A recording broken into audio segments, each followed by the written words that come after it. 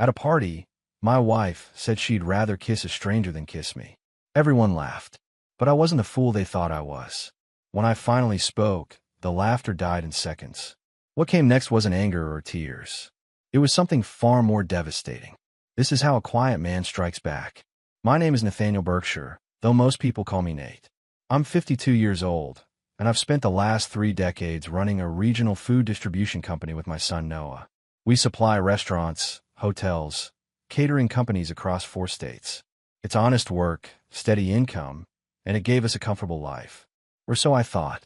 The night everything changed was September 14th at Ken and Cheryl Hansen's annual garden party.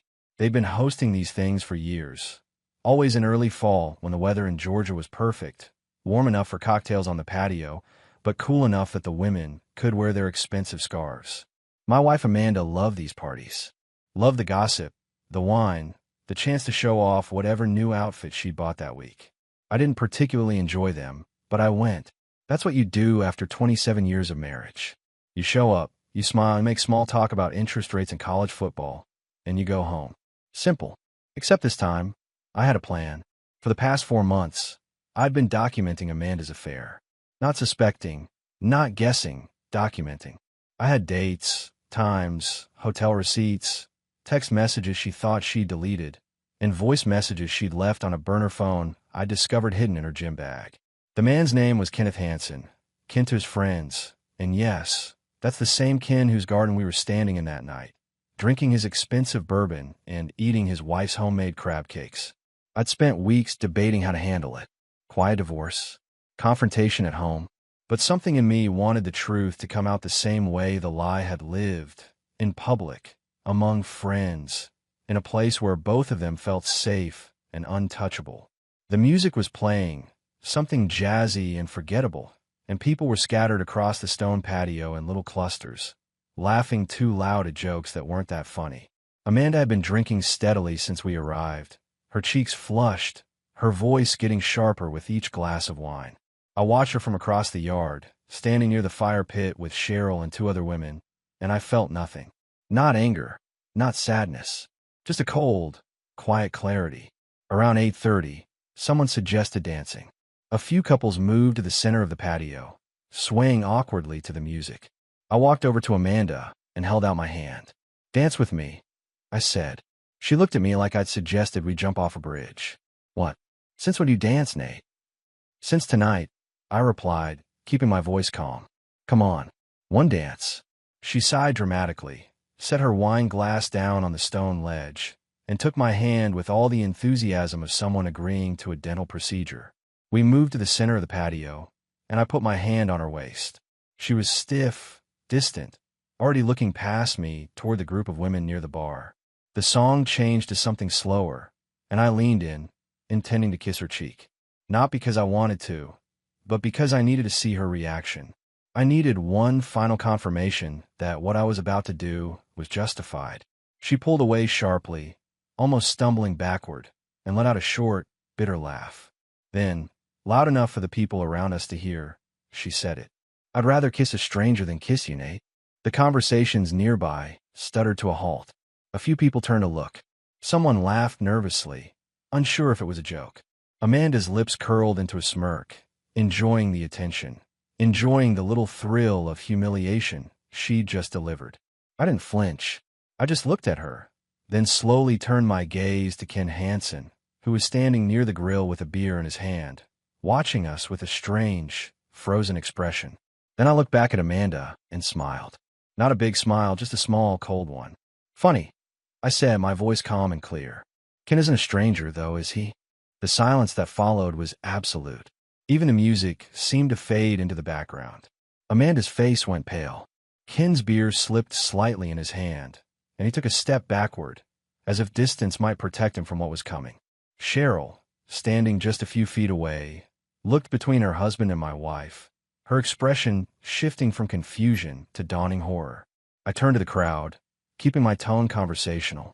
4 months of hotel visits. Tuesdays and Thursdays, mostly. The Marriott off exit 37. Room 214, if anyone's curious. Paid for with our joint credit card. Amanda. Not very discreet. Amanda's mouth opened, but no sound came out. Ken had gone completely white.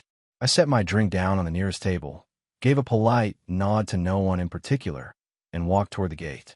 Behind me, I could hear the beginnings of chaos.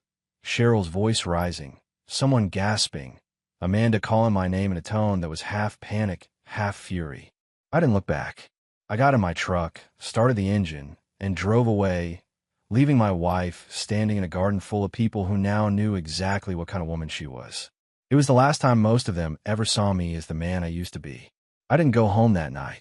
I went to the apartment I'd rented 3 months earlier under a business LLC, a clean one-bedroom in Alpharetta, 40 minutes from our house in Roswell. Furnished, anonymous, and completely off Amanda's radar. I'd been preparing for this moment longer than she could have imagined. The next morning, Amanda woke up to an empty house. I'd left my wedding ring on her nightstand, centered perfectly on a stack of printed bank statements showing every hotel charge, every suspicious transaction, every lie documented in black and white. No note, no explanation, just evidence. My phone had been disconnected from our family plan at midnight.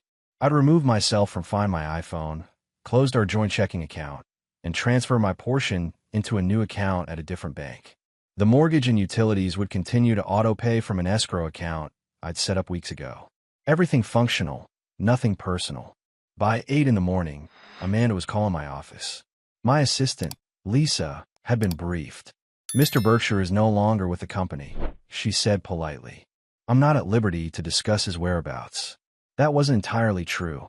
I hadn't left the company. I'd restructured it. 2 weeks earlier, I transferred my ownership stake into a trust with Noah as the primary beneficiary and manager. On paper, I'd retired. In reality, I'd simply removed Amanda's access to everything I'd built. No one knew what was happening. He'd been the one who first noticed something was wrong 6 months ago when he saw Amanda having lunch with Ken Hansen at a restaurant 2 towns over. They weren't eating. They were holding hands across the table, laughing like teenagers. Noah had come to me that afternoon, conflicted and angry, and showed me the photo he'd taken on his phone. That's when I started building my exit strategy. Emma, our daughter, was another story. She lived in Charlotte, worked in marketing, and talked to her mother twice a week.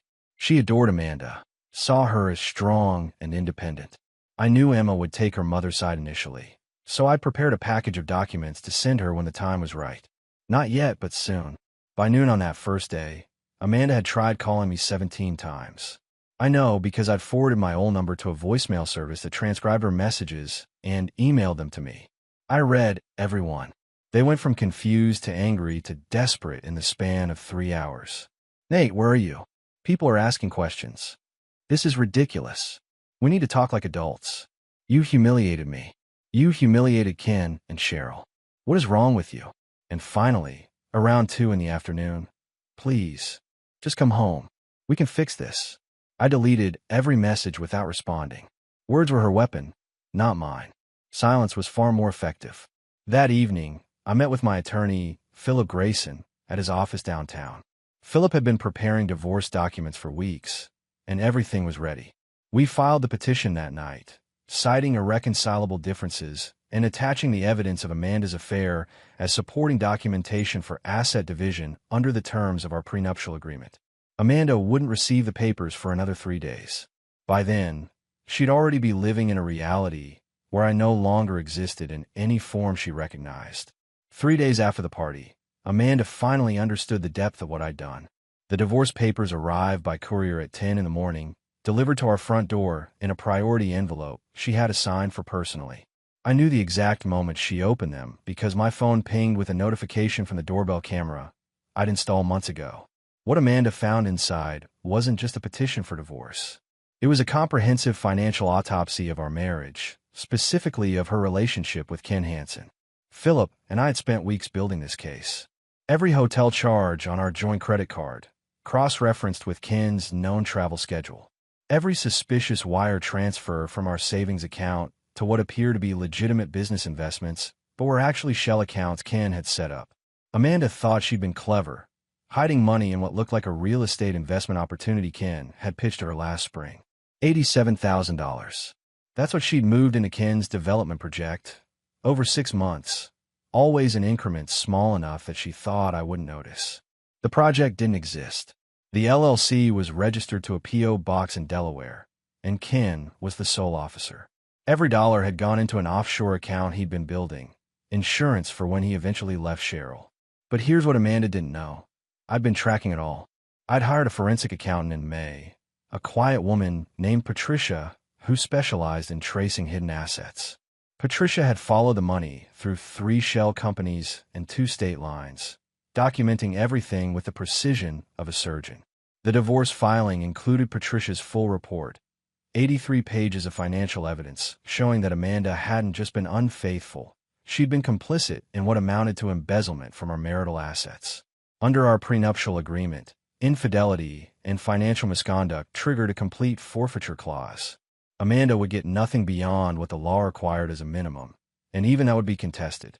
By noon, Amanda was at Philip's office, demanding to see me. Philip's secretary called me from the lobby. "Mrs. Berkshire is here," she said, her voice professionally neutral. "She's quite upset. She's insisting on speaking with you." "Tell her I'm not available," I replied calmly. "And remind her that all communication needs to go through her attorney, once she retains one." That afternoon, Amanda hired Martin Fletcher, an aggressive divorce attorney known for defending wealthy wives in contentious splits. Martin was expensive, loud, and effective, but he wasn't prepared for what I'd built. The same day Amanda retained Martin, I received a call from Cheryl Hansen. Her voice was shaking, barely controlled. "Nate, I need to know something," she said. "How long has this been going on?" I told her the truth. 11 months, based on the earliest hotel receipt I'd found. Cheryl went silent for nearly 30 seconds, then said quietly, "I'm filing tomorrow. I wanted you to know that Ken won't have anywhere to hide either." 2 marriages, ending simultaneously. And Ken Hansen, the man who thought he was clever enough to manage 2 women and a financial scheme, was about to lose everything. For days after the papers were served, I sent Emma the package. Overnight delivery to her apartment in Charlotte, signature required. Inside was a tablet, fully charged, with a single folder on the desktop labeled The Truth. The folder contained everything: time-stamped photos of Amanda and Ken entering hotels, credit card statements with charges highlighted, text message logs recovered from Amanda's cloud backup that she'd forgotten existed, and voice messages Amanda had left on Ken's phone, messages Patricia's team had legally obtained through a subpoena during the financial investigation. The worst message was from March, 3 weeks before Emma's birthday. Amanda's voice, breathless and excited. "I can't wait until this is over. Once Nate signs the investment papers, we'll have enough to disappear for a while. Maybe 6 months in Europe like we talked about. God, I'm so tired of playing the devoted wife." I didn't call Emma after I sent it. I didn't text. I just waited. 2 days later, my phone rang. Emma's name appeared on the screen. I answered on the 3rd ring. "Dad," she said, her voice tight and strange. "I need to see you." We met at a coffee shop near her office the next morning. Emma looked like she hadn't slept. Her eyes were red, her hair pulled back in a messy ponytail, so different from the polished, confident daughter I usually saw. She sat down across from me and didn't say anything for a long moment. Then she opened her laptop and turned it toward me. On the screen was an email draft, addressed to Amanda. "I wrote this last night," Emma said quietly. "I wanted you to read it before I send it." The email was devastating. Clinical and cold, Emma laid out every piece of evidence she'd reviewed, every lie Amanda had told, every manipulation she'd used to paint me as the distant, workaholic husband who didn't appreciate her. Emma's final paragraph was a single sentence: "I don't recognize the woman who raised me, and I don't want to." I looked at my daughter and saw something I'd never seen before: clarity. The illusion of her perfect mother had shattered, and Emma was staring at the pieces, trying to understand how she'd missed it.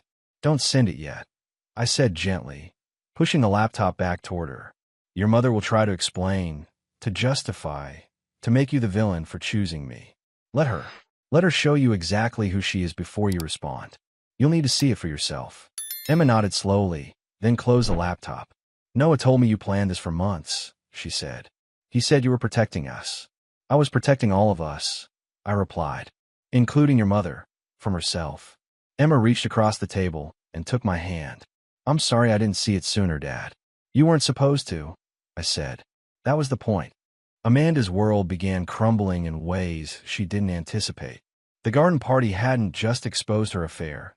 It had detonated her social standing in a community where reputation was currency. Within a week, the invitations stopped. The weekly book club she'd attended for 6 years suddenly had scheduling conflicts.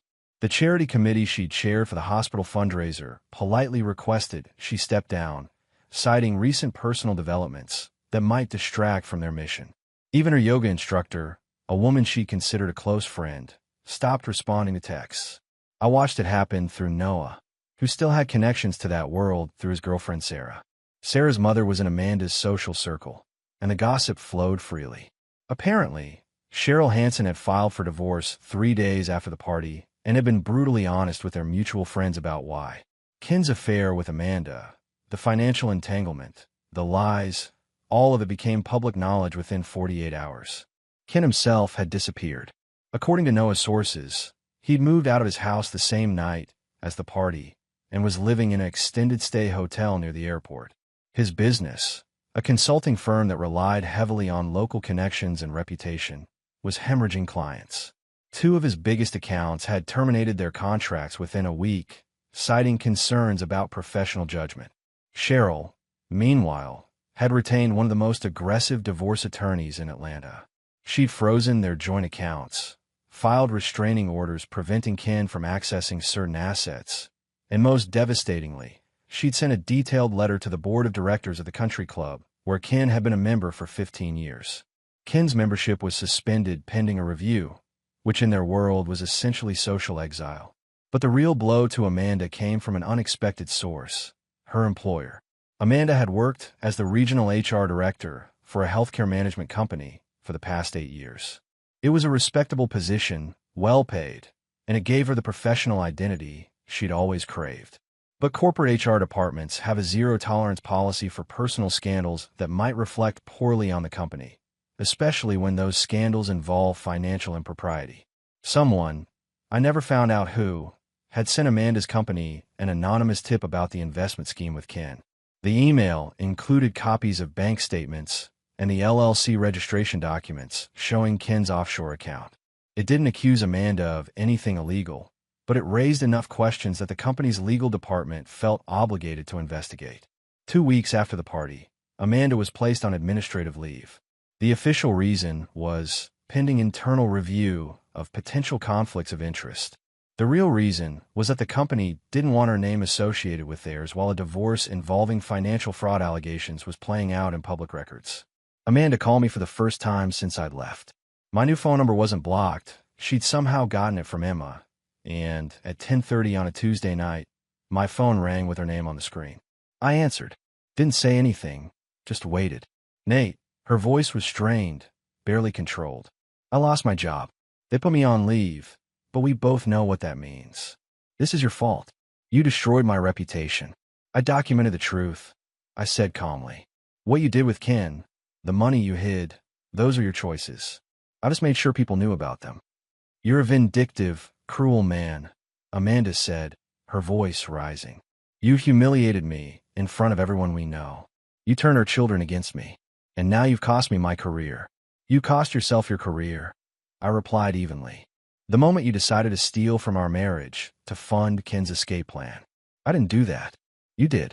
There was a long silence. Then Amanda's voice came back, colder now. This isn't over, Nate. Martin says we can fight the prenup. We can prove you manipulated me into signing it. Good luck with that, I said, and ended the call. I didn't block her number. I wanted her to know she could reach me, but that I had no interest in anything she had to say. 3 months after the garden party, I did something Amanda never expected. I organized a charitable event. The occasion was the dedication of a new pediatric wing at Northside Hospital, funded in part by a donation I'd made in my parents' names. $250,000, given through the family trust that Noah and I had established when I restructured the business. It was a significant contribution, enough to warrant a formal gala and public recognition. I wasn't doing it to be noble. I was doing it to make a point. The invitation list included every person who'd been at Ken and Cheryl's garden party, plus the wider social circle Amanda had spent years cultivating. Doctors, business owners, community leaders, all the people whose opinions mattered in her world. The event was black tie, held at the Four Seasons, with a live auction and a program that included speeches from hospital administrators and grateful families. Noah and Emma both attended, standing beside me as we greeted guests in the reception hall. Emma had flown in from Charlotte specifically for the event, and she looked stunning in a navy dress that reminded me of her mother at that age. But unlike Amanda, Emma's elegance came with substance.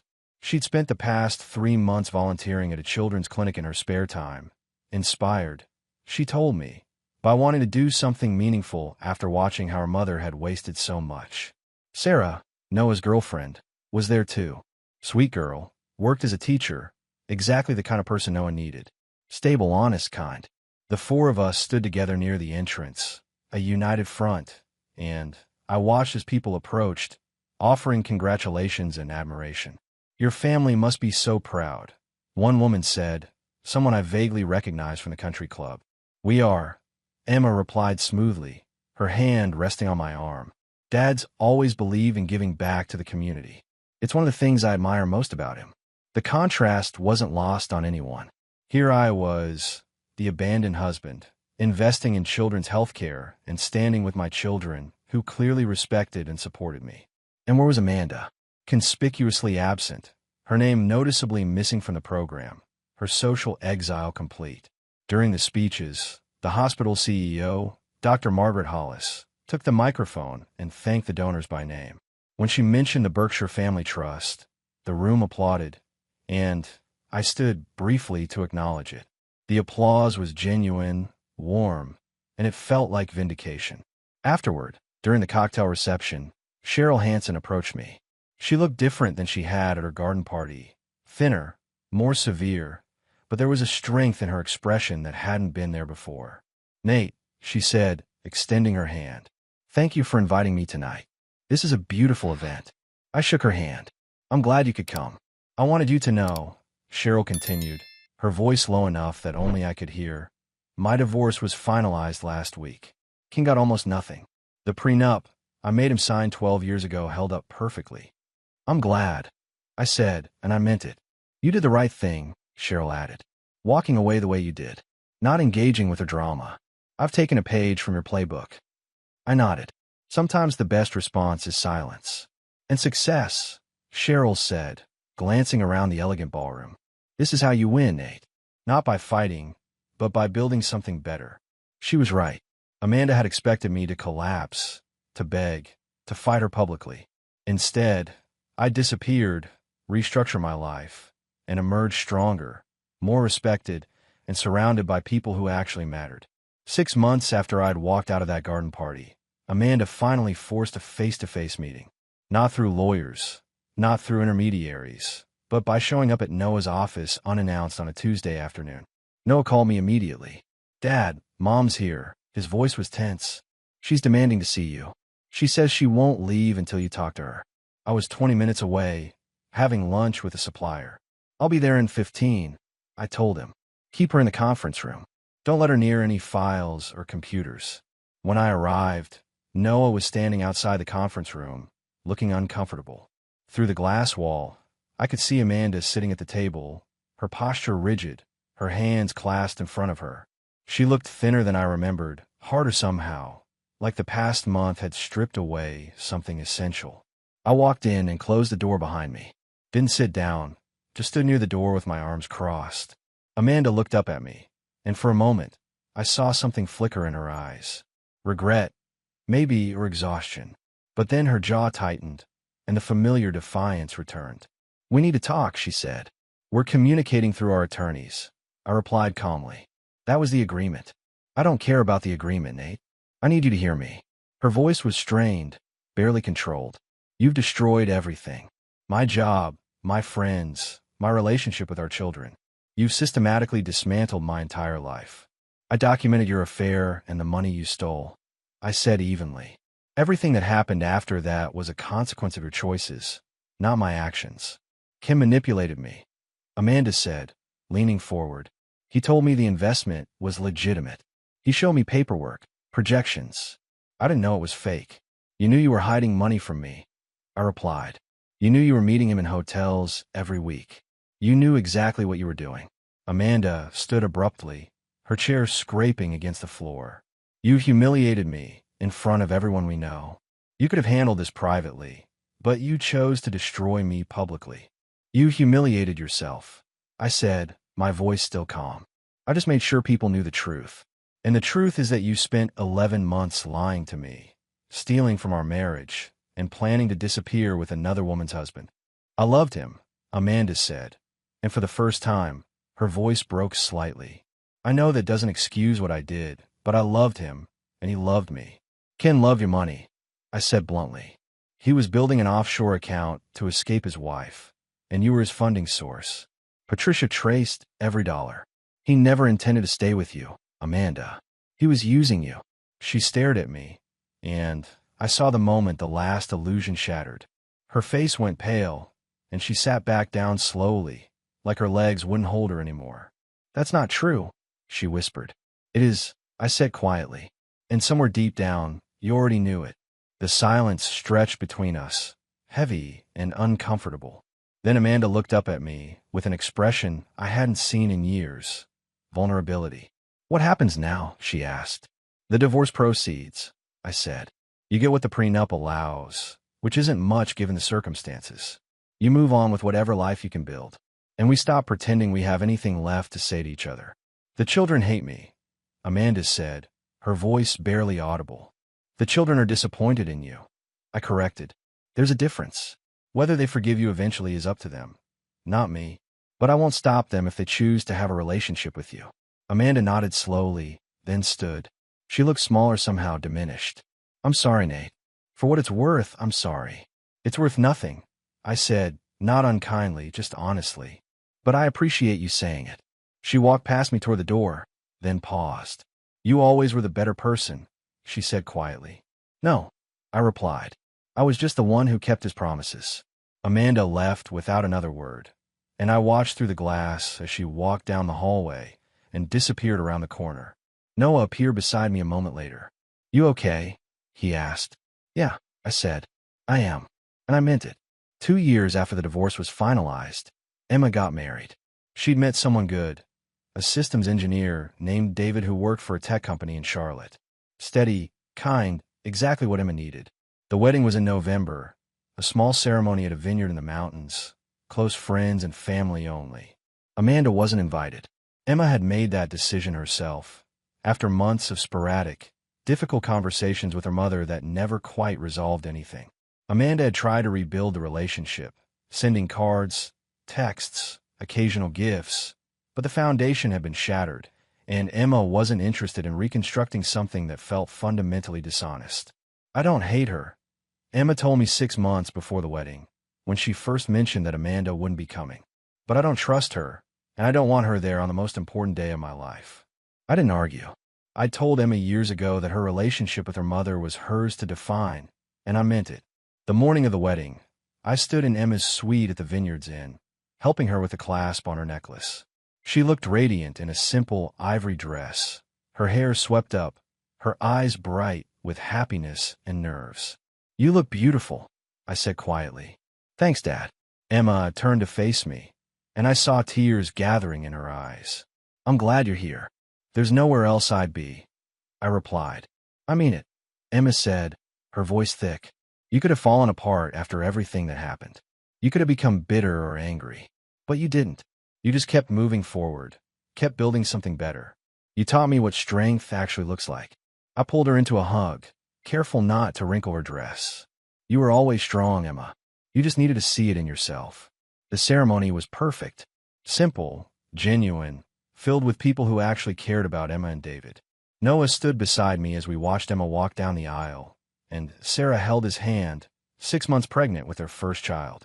Beside us sat Philip, my attorney who'd become a friend over the years, and Patricia, the forensic accountant who'd helped me document everything. Now someone I occasionally met for coffee. During the reception, Emma pulled me onto the dance floor for the father-daughter dance.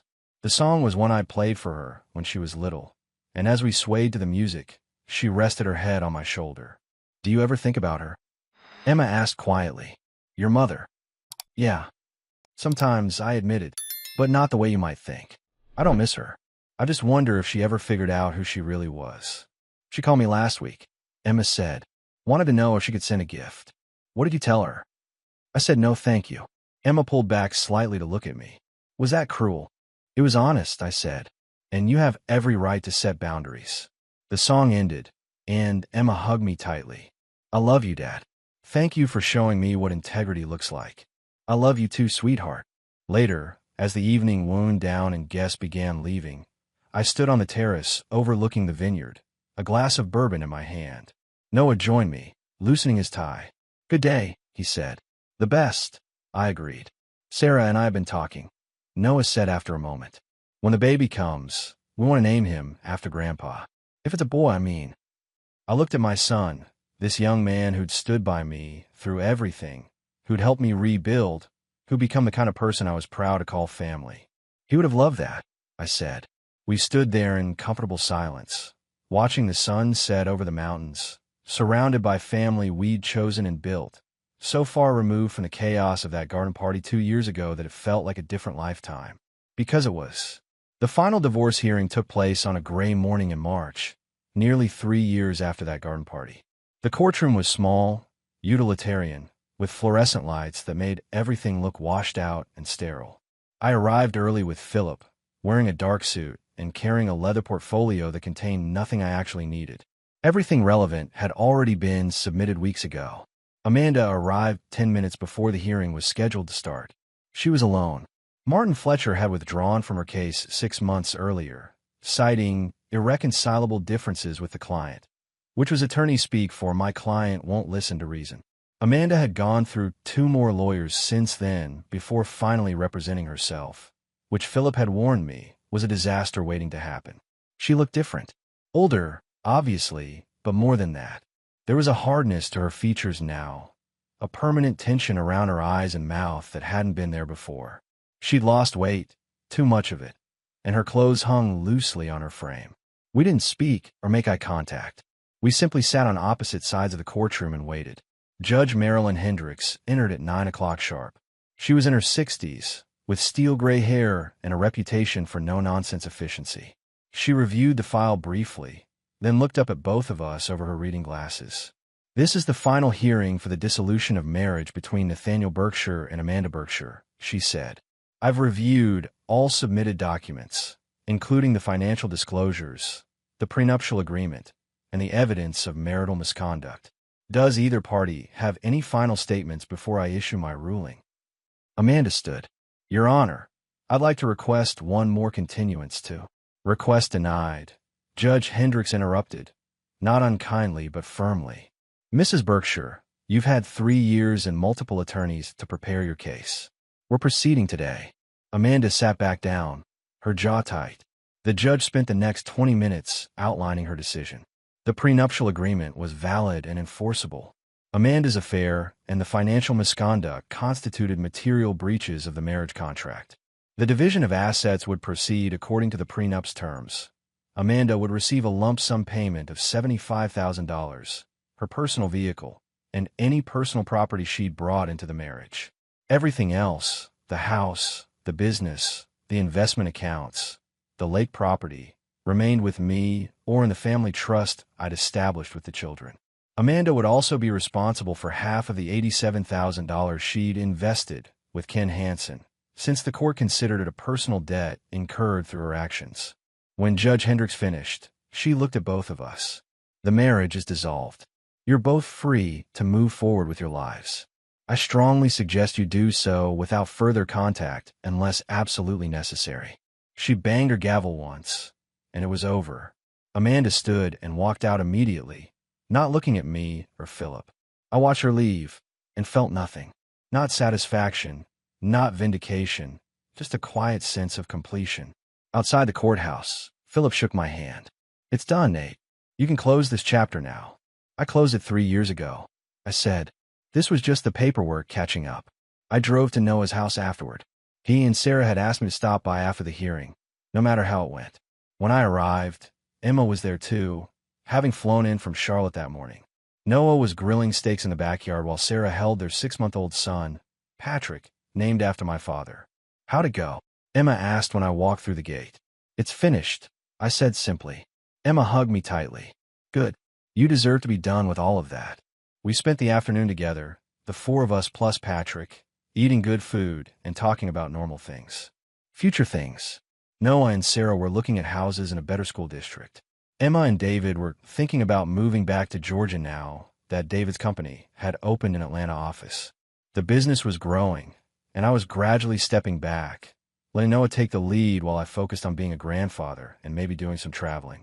As the sun began setting, casting long shadows across the yard, I held Patrick while Sarah and Emma cleaned up inside.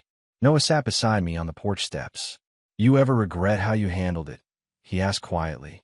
Walking away like you did, the public confrontation, all of it. I thought about it for a moment, really considered the question.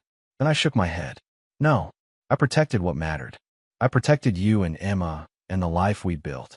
Your mother made her choices, and I made mine. I don't regret standing up for myself. Good, Noah said, because I'm proud of how you handled it. You show me what it means to have a backbone. I looked at my son, this good man who'd stood beside me through everything, and felt grateful. Not for what had happened, but for what we'd built in spite of it. If you told me 5 years ago that I'd be standing on a dock in Maine, watching the sunrise over the Atlantic with a woman I'd met at a hospital fundraiser, I would have laughed. But that's exactly where I found myself one morning in late summer, and for the first time in longer than I could remember, I felt genuinely content. Her name was Claire. Dr. Claire Hutchins, a pediatric oncologist I'd met 2 years after the divorce was finalized. She'd been speaking at the hospital gala where I'd made my donation, and afterward, we'd ended up in the same conversation circle. She was intelligent, direct, and had a laugh that made everyone around her smile. She'd been widowed 5 years earlier when her husband died of a heart attack at 49, and she had a teenage son named Matthew. Good kid, quiet, loved astronomy and terrible science fiction movies. Claire and I'd taken things slowly. Dinner here and there, phone calls that lasted hours, a shared appreciation for honesty and not playing games. When I'd told her about Amanda and the divorce, she'd listened without judgment, then said simply, "People show you who they are. You just have to be willing to see it." We've been together for almost a year now, and it felt right in a way my marriage to Amanda never had. Not dramatic, not complicated, just comfortable and genuine. The main trip was Claire's idea. She owned a small cottage her parents had left her, right on the water, and she'd invited me to spend a week there. Matthew was at science camp, and we had the place to ourselves. We'd spent the days hiking, reading, cooking meals together, and talking about everything and nothing. That morning, as we stood on the dock watching the sunrise, Claire leaned against me and said, "I'm glad you're here." "Me too," I replied, meaning it completely. "Emma called me yesterday," Claire said casually. "Asked if I'd like to go dress shopping with her next month. For the baptism." Emma and David's first child, a daughter they'd named Sophie, was being baptized in October, and Emma had asked if Claire would be her godmother. It was Emma's way of showing acceptance, of welcoming Claire into the family. "What did you tell her?" I asked. I said yes, obviously. Claire smiled. "Your daughter's pretty wonderful, you know. She learned from watching you," I said, and Claire laughed. Smooth talker. We stayed there until the sun was fully up, and then walked back to the cottage for coffee and the blueberry pancakes Claire insisted on making from scratch. Later that week, Noah called with news. He and Sarah were pregnant again, and this time they were having twins. Girls. Noah sounded simultaneously terrified and ecstatic. "Dad, I don't know if I'm ready for 3 kids under 3, he said, laughing nervously. "Nobody's ever ready," I told him. "You just figure it out as you go." The week in Maine ended too quickly, but when Claire and I drove back to Georgia, it wasn't with sadness. It was with plans. More trips, holidays together, maybe eventually combining households when Matthew graduated high school in 2 years. Life had become something I looked forward to again, not something I endured or managed. I had grandchildren I adored, children who respected me, work that challenged me without consuming me, and a partner who saw me clearly and chose me anyway. Amanda existed somewhere out there, living whatever life she'd managed to build. I didn't think about her often anymore, and when I did, it was with distant curiosity rather than anger or regret. She'd made her choices, lived with the consequences, and I'd moved on completely. On my 57th birthday, 5 years after that garden party, I woke up in my own home, the one I'd bought after selling the house Amanda and I had shared. Claire was beside me, and downstairs I could hear Emma and David getting Sophie ready, while Noah wrangled Patrick and Sarah managed the twins. It was chaos, beautiful chaos, and it was mine. That afternoon, surrounded by family, I blew out the candles on a cake Emma had made, and when everyone asked what I'd wish for, I smiled and said, "Nothing. I have everything I need." And I meant it. The life I'd built after Amanda wasn't perfect, but it was honest, and it was filled with people who valued the same things I did. Integrity, loyalty, respect. The fundamentals that should have been there from the beginning. Sometimes the best revenge isn't revenge at all. It's building something so good, so solid, that the past becomes irrelevant. And that's exactly what I'd done.